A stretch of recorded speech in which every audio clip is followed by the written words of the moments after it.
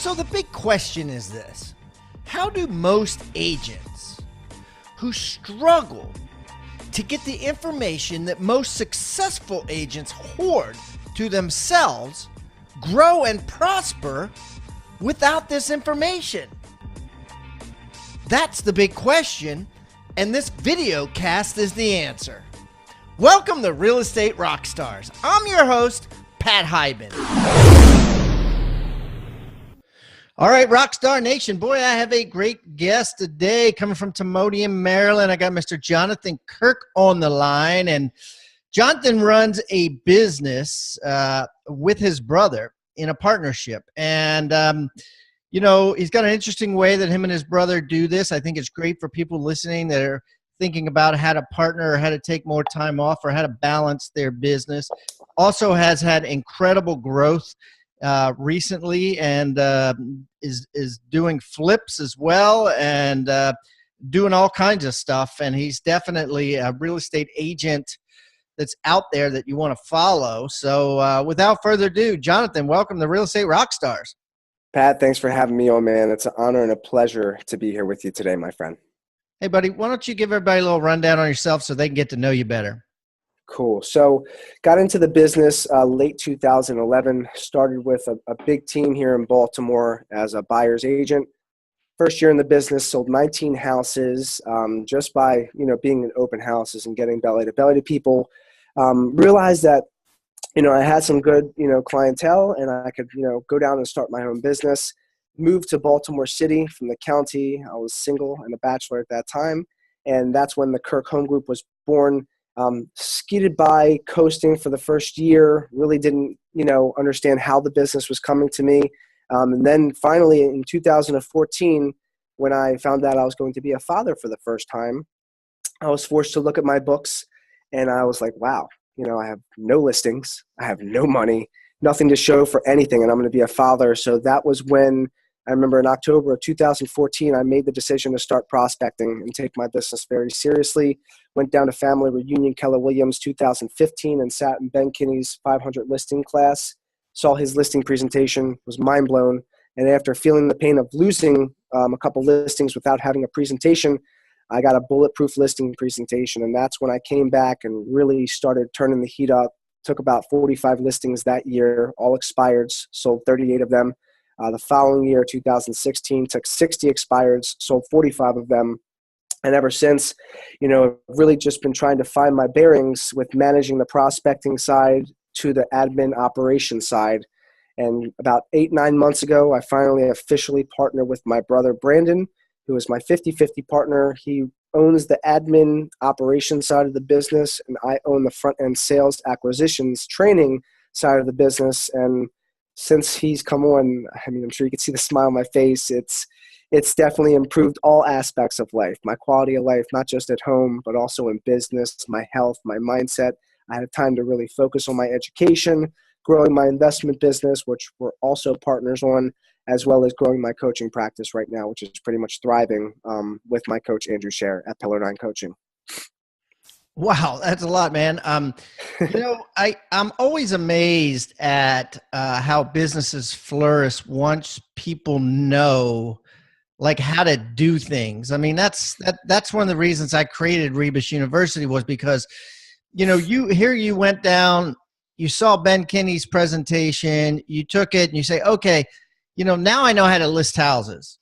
Let me go out and implement this and change my life from a buyer agent to a listing agent, which is brilliant, which I want everybody listening to do, because it's the right thing to do. And that's really how you create a lifestyle for yourself. So, so let's get into some nitty gritty here. First of all, like, what was your ECI last year, your ego commission income? So last year it was $294,000 on my W. Okay, then what was your profit margin? I'm very profitable because my overhead is very low. So I profited about $190,000 of that 294. Okay. So you spent $100,000. So, that's, basically if it was 290, yeah. So about 65% or so, 65, 35, something like that. Correct.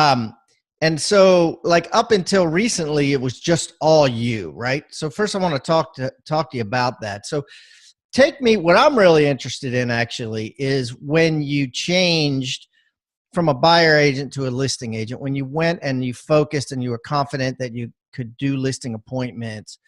Take me to that first year. Like, what did you do right away to become a listing agent?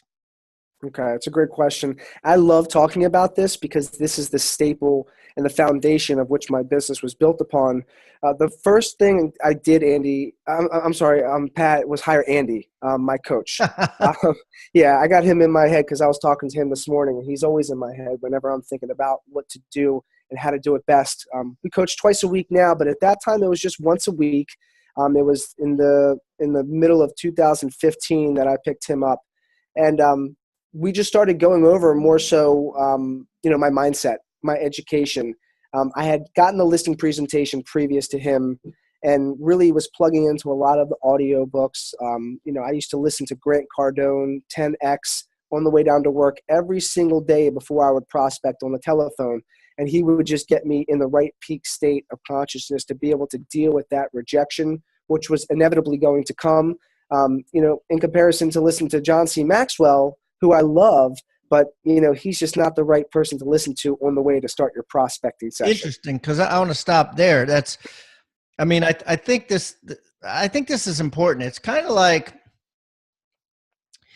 yeah, it's like you don't want to listen to yoga workout music, right?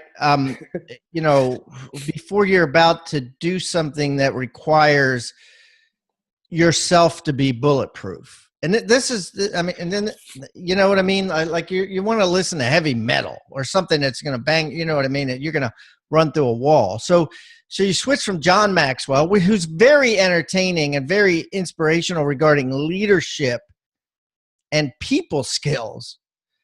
But you could say it's people skills. It's really not people skills. It's persistent skills that you need if you're going to be going into the trenches with FSBOs and expireds. Is that kind of what you're saying? Absolutely. I could relax and I could be at peace and possibly even fall asleep sometimes if I'm listening to him, because he speaks with that late night DJ FM voice, and he's just right. He's so soothing. Meanwhile, Grant Cardone's like, it's your duty, it's your responsibility, it's your obligation and priority to go, kick what and take massive action. And when you think you've taken enough action, that's when you need to take even more action. And, I'll be real with you, Pat. My wife and I, we were going through financial difficulty, at that time when I first started embracing prospecting, and we had an argument over finances. And I remember, how uncomfortable that was. And I just so happened to get into the car, and somebody had already turned me on to Grant Cardone, and it was chapter 6. Quit whining and being a little bitch, if you catch my drift, and take full responsibility for absolutely everything that happens to you. So if there is a situation in your life that you didn't like an encounter and you were miserable with it, there's got to be something that you can do to make sure that that never happens again. And if you know what the answer is, you're ahead of the game. And I knew automatically, Pat, I need to just take listings. As long as I just take a massive amount of listings and build up my inventory, we're never going to have any arguments about finances because I'm always going to have a thriving inventory. So he was my medicine. He was my prescription in the morning on that 45-minute drive down to the city. He just put me in that peak state where I knew I was going to have to run through walls. And then once I got into the office, yeah, I did have the music going because that would really get the blood flowing prior to me actually getting into the dial session. Okay. All right. So, back to what exactly that you did. You picked up the phone and started calling expireds, right? Correct. Yeah. Expired listings. And is there a lot of expired listings in your area right now? Yes, there actually is. There's an abundant amount of expired listings in our area in the Baltimore. So why are there expired? Are you in a buyer's market or a seller's market? That would really depend on which pocket of Baltimore you were referring to. Because quite honestly, it does depend. Some areas right now, I have listings in a luxury area that are just not moving. You know, we have other listings across the street. They're not moving either. So it's a buyer's market in that area. Whereas if we come out into, you know, Baltimore County, further out into the county, into Parkville, you know, in the county area, it's a seller's market. They can pretty much command top dollar and the properties will move fairly quick. So it's all dependent, and there's pockets here in Baltimore. So I knew, number one, though, that it's listings, leads, and leverage. So my focus is going after the listings, and most of the time they have to go buy another property after I sell theirs. So it's like, you know, 2 for 1 as long as I focus on that listing. All right. And what technologies did you start using right off the bat to prospect with? Good question. So just Land Voice. Land Voice is it. I would pay $75 a month, and I would literally manually dial. What's Land Voice? What is that? Okay, so Land Voice is a data service where you can buy expired listing information. There's other great ones like Mojo and Vulcan and the Yeah, Red a X. lot of people use Vulcan 7 and Mojo. So you opted not to do that. Why? Because I'm a very visual person. I have to look at an address and see my sign hanging in that yard before I started making phone calls when I first started. You wanted to feel comfortable that you're just not talking to some random and you don't know anything about the property and anything about the, you know, because with that stuff, right, they just pick up and right. Correct. So I like to associate it to ready, aim, fire compared to ready, fire, aim. With the manual dialing, it's ready, aim, fire. I was looking at which ones I wanted to call, which names I liked, down to, you know, how many days on market it was on the market for, compared to ready, fire, aim, where I have 3 lines dialing at the same time, and somebody picks up and I'm like, whoa, now I got to get my bearings straight. Okay, this person's here, but I didn't visualize that conversation happening before they picked up the phone. So it's just different strokes for different folks. You know, also texting, you can't text when you're on a power dialer. I mean, unless you have that technology to do so. So when I knew I got somebody's cell phone, they would pick up with their voicemail. They would say their name. It would, you know, match up with the information I had. I'd shoot them a quick text saying, hey, Pat, did you sell 123 Main Street privately off market, or is that still possibly for sale? Question mark. Thanks, Jonathan. And then I'd include my Zillow profile so if they clicked on it, they could see I've sold over 65 homes just like theirs. I want you to think about the word toolbox. What is a toolbox? A toolbox is a box full of tools that you use to build something great. At Real Estate Rockstars, we've created our own free toolbox. So everybody that comes on the show as a guest brings a tool with them, and we plow them all into this toolbox, and we give it away for our viewing audience to basically use as they wish. Everything we put in there is an actionable item that can be downloaded, can be printed, can be used immediately. And we got things like scripts and dialogues, checklists for teams, checklists to keep agents accountable, referral forms that are filled out at settlement to get referrals by your buyers and sellers. Everything you could think of that you could use on a regular basis about real estate is included in this toolbox. And it's helping agents worldwide sell more houses and make their jobs a lot easier and processes much more efficient. And the thing is, it's absolutely free. All you got to do is go to hibandigital.com/toolbox or text the word toolbox to 444-999. That's toolbox 444-999. Do it now. Now we're prompt a response. So you cut and paste your Zillow profile right there on the text. Absolutely. Yeah, because some people will just never pick up the phone no matter, you know, who calls them if they don't know the number. So for those people, I'm not just going to continue calling them when they don't pick up the phone. I'm just going to shoot them a real quick direct text with my link so they can see I'm a professional and I just so happen to specialize in this area. And if there's any interest whatsoever, you know, they will respond, and then you can start engaging. Okay. So while you're talking about that, I want to bring something up. So before you got on, you know, I did a little stalking like I do with all my guests. I went on Zillow. I started reading your reviews, right? Second review comes up. This dude is like slamming you. Says he will never, ever recommend you, never, ever use you.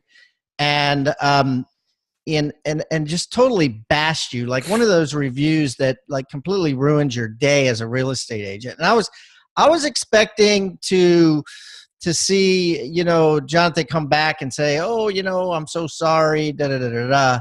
But it was interesting what you did, and I think the people can learn from this. Like, how did you handle that guy? You know which one I'm talking about? Oh yeah, absolutely. He was an investor that found me on Zillow, and I mean, if you notice, he couldn't even spell anything right. That was the one negative review that I got, and I decided to keep it on there. I actually like it But because my you can't remove it anyways, can you? well, no, he was going to remove it. It's a long story. He basically he used staging through my staging company. There was a squirrel in his house. Long story short, he said he didn't get it out. The squirrel went to the bathroom on the staging and on the staging furniture, and he said he's not going to pay my stager for it. So on another transaction that I sold that another agent didn't get done for him, we told him we were going to get a washer and dryer put in if he paid for the staging furniture. Said he would. He ended up not doing it. So I took that money from the washer and dryer, paid my stager, and then he said, "Hey, look, if you give me the $1,000 that you told me you're going to give me for the washer and dryer, I'll remove that Zillow profile review." And So instead, he kind of was extorting you. basically, yeah, he basically. I mean, and he's a flipper. This is a flipper, right? Correct. Yes. And, I just, my brother came and looked at it with me, and we just sat down and gave him a real deal response of exactly what happened, just so everybody can see the transparency. I mean, it reminded me of like a Donald Trump sort of response, right? And I think that's the interesting thing about Trump is that, where people assume that he's going to give this politically correct response to things like, that's interesting, or we'll look into that, or whatever. Instead, he's like, well, you shouldn't comment about me. You should look at your own city. It's almost in bankruptcy, or you know what I mean? He like doubled downs on the insult, and it's sort of like what you did, right? You went down and said, look, dude, you're a clown. You screwed me. I didn't screw you, and it was a very aggressive way to handle a Zillow review. And I think it was probably the right way. Right, because it shows that you're not weak, and that this guy's a clown, right? Absolutely, man. Because we all get tough customers, Yeah, and then we retract. We go into our shell when we get a little bit of negative publicity. And if you look, I have 60 stellar reviews, one negative review. I talked it over with my partner, my brother, and I said, look, I kind of like the response. And to be quite honest, I had my brother sit down and compose that response. Both of us were dealing with this gentleman, my brother more so at the end. Him and my brother had a falling out, and it's very hard to have a falling out with my brother, who does absolute stand-up stellar business. So I let him stick it to him, Pat, and I read the review, and I said, you know what? I like it so much. I want people to see that we're going to stand up for what's right, no matter what, under any circumstance. And I've also realized that I might not be in alignment to deal with certain clientele, and that too is okay. Because if your morals are not ethical and you're not doing good business and you're just out to get everybody, me and you are not going to be a fit to do business together. So I like that up there. Out of the 61 or 60 stellar reviews, there's one negative, and I put that guy back into his place so everybody can see that, wow, this guy must be legitimate. He's got one negative review instead of 61 all cookie cutter reviews. So I like it up there. Okay, so now you're still calling expireds every day. I mean, is that like how many houses did you sell last year? In the last 12 months, let's say. 58 houses. Okay, and how many of those were expireds?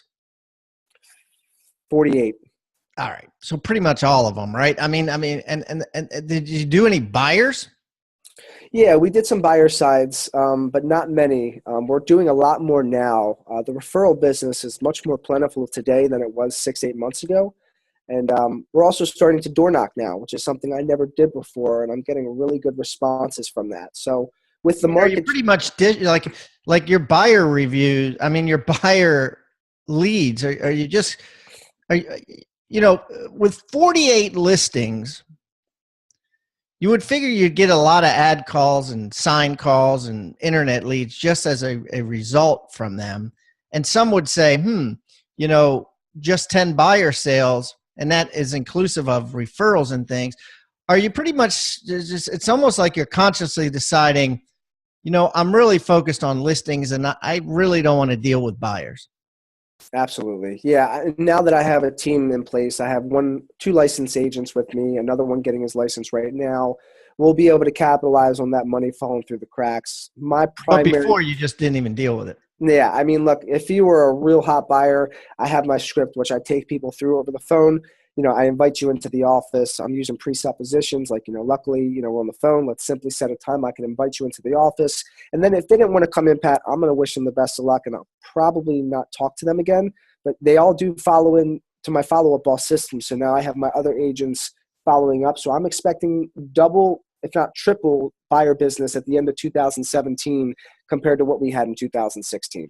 Yeah, well, I like it that you knew what you know who you were, and that you knew that listings were a much better use of your time than buyers, and because I don't think you would have sold 58 houses pretty much by yourself, because you didn't add your brother until less than a year ago. Correct. You wouldn't have done that taking buyers. You just wouldn't have had the time. You wouldn't have been able to your head would have popped off. Correct. Yeah. Are you hearing me okay, Pat? Because I think it might be breaking up a little bit. Yeah. No, you sound fine. Tell me about how you decided to add Brendan, and how you guys decided to split up the money and split up the deals and all that, and the responsibilities and all that. Okay, great question. Yeah, so with Brendan, about a year ago, he was in the mortgage business for 16 years. So he was my primary lender. He would do all my buyer deals, which weren't that many, as you know. And, we talk a lot, and he would look at my checks and I would look at his checks. And I know his personality profile is a lot more detail-oriented, more analytical than I am. I'm more of a driver, a creator of opportunity, an empire builder, so to speak. And he's more of an empire protector. So the transition was slow. He came on as a transaction coordinator. I paid him $300 a file.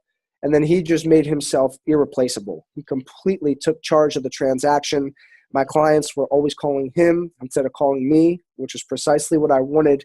So it was just a natural progression into that partnership, which I resisted at first, because I didn't feel like me giving up 50% of my business, I'd be able to survive on the amount of business that I was doing, when in actuality, it is the total opposite. Because as a real estate agent, you're pushed in so many different directions. If you don't have somebody designated to the admin business, when your business takes off and you start creating a listing inventory, that cart gets pushed so hard that the wheels fall off. And what had happened is I started getting fired by sellers, Pat. I wasn't responsible. I forgot about an open house one Sunday. I had No, that's great. And I appreciate you admitting that. The same thing happened to me, actually. And, I was so tired once I fell asleep at a listing appointment. So, I mean, luckily my partner, Mike Sloan, was there. We were doing it together, and that's probably one of the reasons I was so, out of it, because he was doing all the talking. But shit happens, right? I mean, so you forgot about an open house. What was that like? That was horrible. It was so gut wrenching. I was actually, I was on my way to my coach's house for a meeting in Pennsylvania, and rightfully so, because my seller called me. She said, "Jonathan, are you at the house?" I mean, oh my God. I was like, oh my God. No. And I didn't even know what to say. I just said, "I'm so sorry." It was the most gut-wrenching feeling, because I had never forgotten about an open house. This one just got away from me. I forgot to put it onto the calendar. I had 3 other opens already, and I had other agents that were holding them open for me.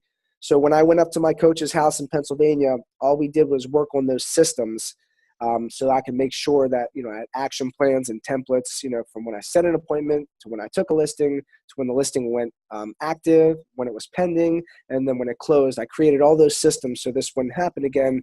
And then bringing that transaction coordinator into play really saved me from ever going through that ever again. Horrible feeling. Absolutely horrible. I want you to think about the word toolbox. What is a toolbox? A toolbox is a box full of tools that you use to build something great. At Real Estate Rockstars, we've created our own free toolbox. So everybody that comes on the show as a guest brings a tool with them, and we plow them all into this toolbox, and we give it away for our viewing audience to basically use as they wish.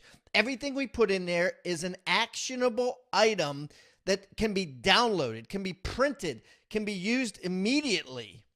And we got things like scripts and dialogues, checklists for teams, checklists to keep agents accountable, referral forms that are filled out at settlement to get referrals by your buyers and sellers. Everything you could think of that you could use on a regular basis about real estate is included in this toolbox. And it's helping agents worldwide sell more houses and make their jobs a lot easier and processes much more efficient. And the thing is, it's absolutely free. All you got to do is go to hibandigital.com/toolbox or text the word toolbox to 444-999. That's toolbox 444-999. Do it now. Tell me about your coach and what you guys talk about and what you do together, and who is it? So my coach is Andrew Scher with Pillar 9 Coaching. We started about 2 years ago now, and the first 3-4 months of us coaching, he really went to work more so on my personal life, on my relationships with my wife, on my family, my health, my mindset, my education, because he already knew I was a successful communicator. I was already taking listings.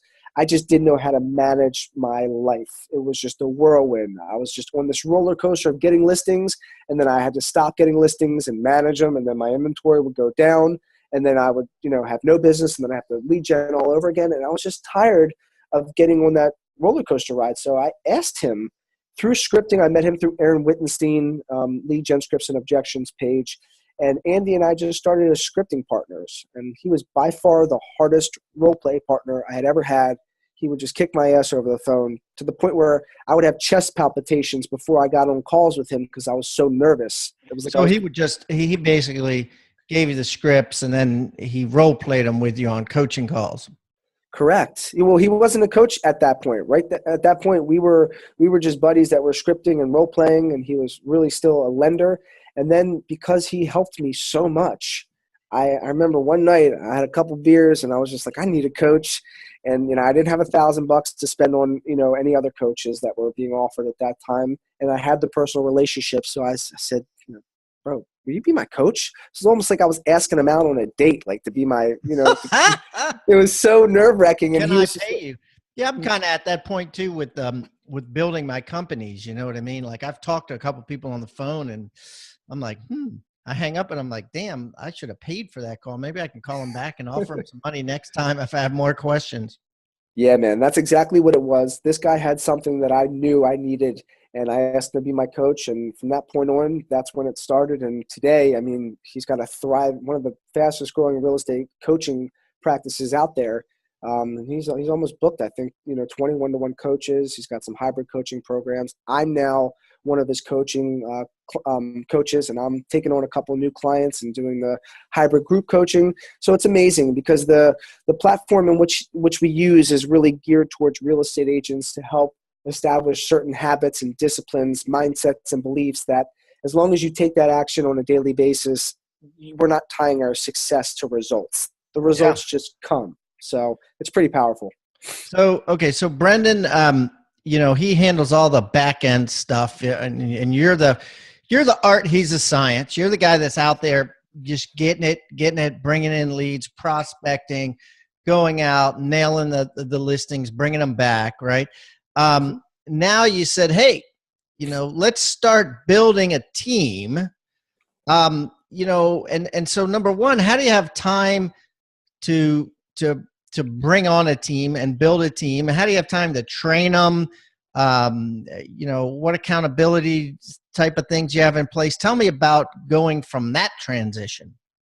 Gotcha. Okay. So, 60% of real estate is the admin side of the business anyway. 40% of it is sales. So really all I have to do now is just do what I enjoy doing, do what my strengths are, which is to prospect over the phone, influence people to take action, and influence and train my team, which you're right. It's very hard to do all of the training yourself. So coincidentally, I actually utilize your courses, Rebus University. Brendan actually just graduated the CLA course.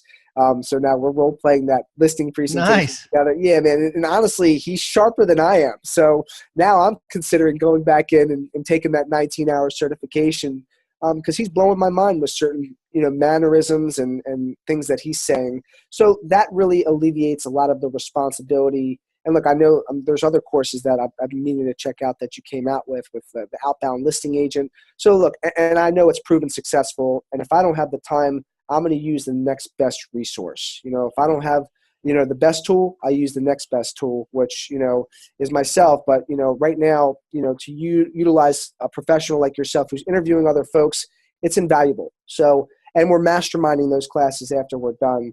So that's what we do. My schedule in the morning is, a coach call on Tuesdays and Fridays from 8 to 9. Then from 9 to 11, I'm prospecting with my guys. We're in the trenches together. I'm making the calls. They're making the calls. Is that every day? Every single day, Monday through Friday. And the 2 agents you hired have to do that with you? Well, they're right out there. They're right out. So when my door's open, I can hear them.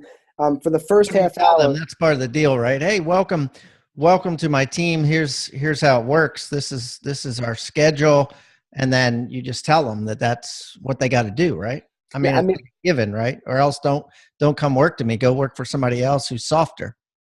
Exactly. Look, I've made the mistake before just to work with anybody and everybody. And now that I have clear mission, vision, and values, it's easy to hire into those values. Like my values right now are every day. And quickly, the values are the actionable steps that we take, to accomplish the mission and the vision, which is why our business is in existence.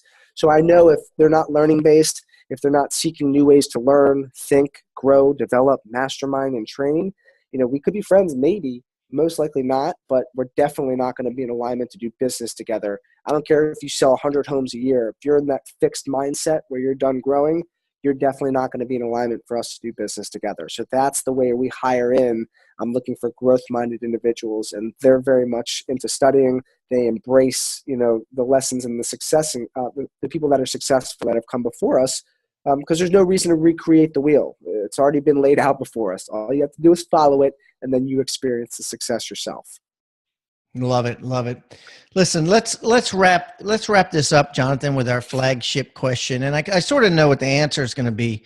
But that is this. If I took you and I put you on a deserted island, now on this island, there's commerce. People are buying and selling real estate. They're buying and selling everything, right? And I put you on there with 10, and let's just say, 10 agents, just like you. Everybody gets $1,000, a laptop, computer, and a cell phone. The one thing you have in common with the 9 other agents is nobody knows anyone else.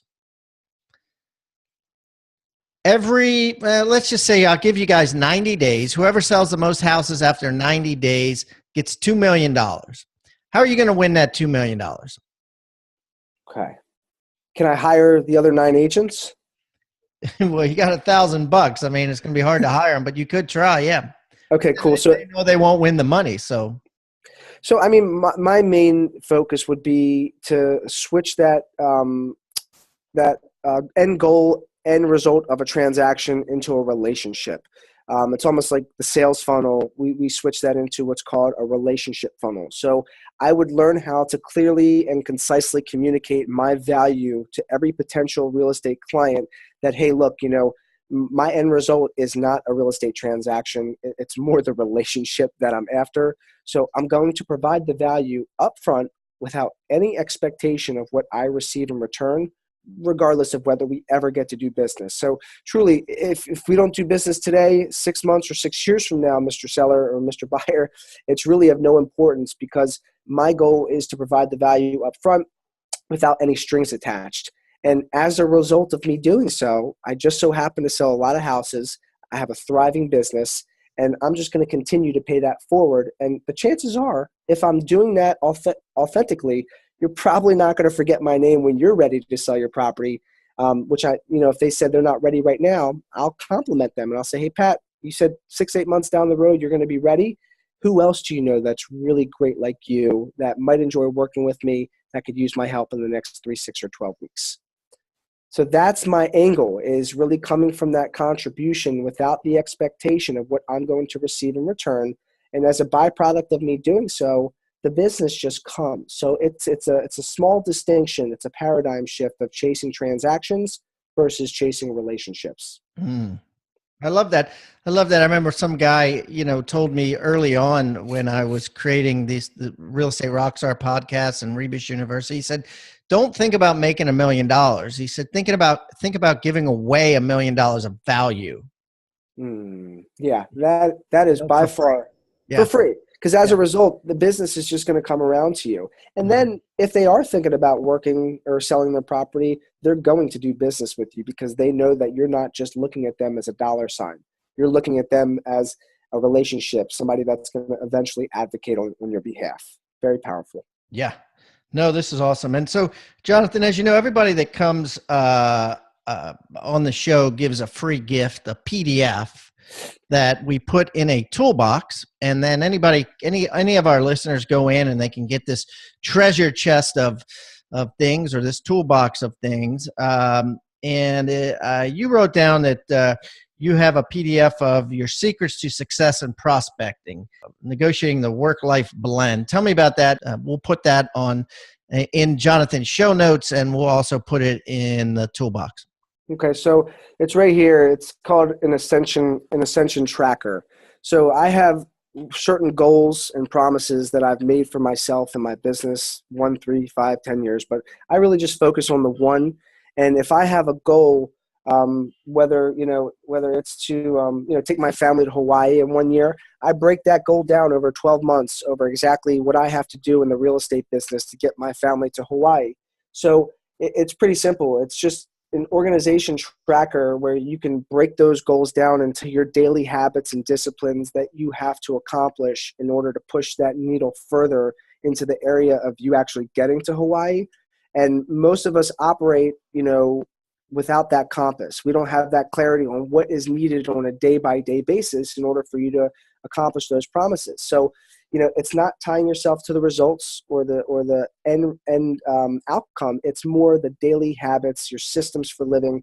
Am I waking up every day expressing gratitude and journaling my promises on what I want? Am I going to the gym and running 3 miles a day? Am I getting the quality time in with my family? Am I doing my green time? Am I prospecting for 2 hours every single day and doing my follow-up every single day for 1 hour? That's super important. So I know if I miss that 2 days out of the week, chances are I probably didn't get the same results the week prior if I did it 5 days. Am I doing one-on-ones with each team member? Am I doing my team meetings? Am I having 7 hours of sleep every single night? All those things, they habit stack on top of the next habit that all add up into that end result. So it's, and you got it right there. I like how you have it right there on your desk. So you're looking at it all the time. Yeah, man, and I have my calendar every single day on my desk also. So I knew exactly what I got going on today. I revisit that the night before. I have my goals. I have my targets. I have my morning gratitude, which I express before I even take my first sip of coffee, which puts me in the right mindset. And I'm journaling my promises down. And at the end of the day, I'm going to journal my lessons and my wins for the day, as well as my evening gratitude before I go to sleep. And that goes all the way into what I'm reading tonight, what I'm journaling on tonight. So I'm very focused on what's going to get me to where I'm going. And I don't track the results. I don't track the outcomes. I just track whether or not I did what I was supposed to do or not that day. And I hold myself accountable to that. And magically the results just show up. That's awesome, dude. Well, listen, Jonathan, thanks so much for coming on. I'm definitely going to put that Ascension tracker on hibandigital.com / let's see, the best thing to do, I guess. I'll just put on hibandigital.com / Jonathan Kirk. Or you can get the Ascension tracker and everything else in the toolbox. Just go to hibandigital.com / toolbox or text toolbox to 444-999. Jonathan, this has been awesome, brother. I appreciate you coming on. And next time I'm in the Baltimore area, we'll get together and break some bread. I'd love to, man. Looking forward to it, Pat. Appreciate you very much, my friend. Thank you for watching Real Estate Rockstars. Please give us a review wherever you're watching or wherever you're listening. We eat feedback for breakfast, and I don't care whether you give me a 1-star review or a 5-star review. I just want the review. I want to know what we're doing right and what we're doing wrong. Would love to improve things. Hey, and listen, please subscribe. The more subscribers we get and the more reviews we get, the better guests we'll get for you in the future. Feel free to reach out to me anywhere on social media. Just type in my name. I'm everywhere, and I look forward to meeting you in the digital world. Have a great day, and thanks again for listening to Real Estate Rockstars.